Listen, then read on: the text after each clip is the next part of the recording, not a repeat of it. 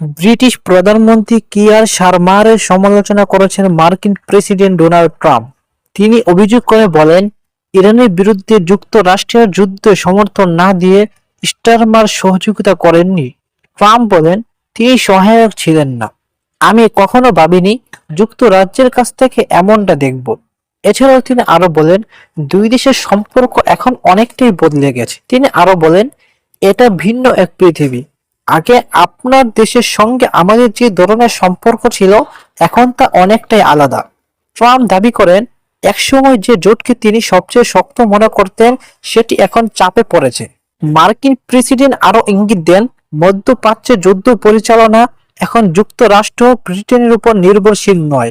তিনি বলেন, এতে হয়তো খুব একটা প্রভাব পড়বে না, কিন্তু তার সাহায্য করা উচিত ছিল।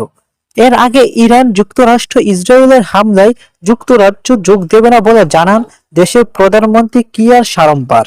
শারুর বলেন, ইরানের ক্ষেপণাস্ত্রগুলো যেসব জায়গায় সংরক্ষিত আছে বা উৎক্ষেপণের জন্য প্রস্তুত রাখা হয়েছে, শুধু সেগুলোকে উৎসমূলে দমানোর জন্যই যুক্তরাষ্ট্র ব্রিটিশ সামরিক ঘাঁটি ব্যবহারের অনুমতি চেয়েছে। তিনি বলেন, ইরান যেন অঞ্চল জুড়ে ক্ষেপণাস্ত্র নিক্ষেপ করে বেসামরিক মানুষকে হত্যা করতে না পারে, সে লক্ষ্যে তিনি এই যুক্তরাষ্ট্র ইসরায়েলের অনুরোধে সম্মতি দিয়েছেন। তবে তিনি জোর দিয়ে বলেছেন, যুক্তরাষ্ট্র ইসরায়েলের সঙ্গে হামলায় অংশ নেবে না। তিনি আরো জানান, ইরানের ক্ষেপণাস্ত্র নিক্ষেপ সক্ষমতা বোধ করতে যুক্তরাষ্ট্রকে ঘাঁটি ব্যবহারের অনুমতি দিতে ফ্রান্স, জার্মানিও প্রস্তুত আছে।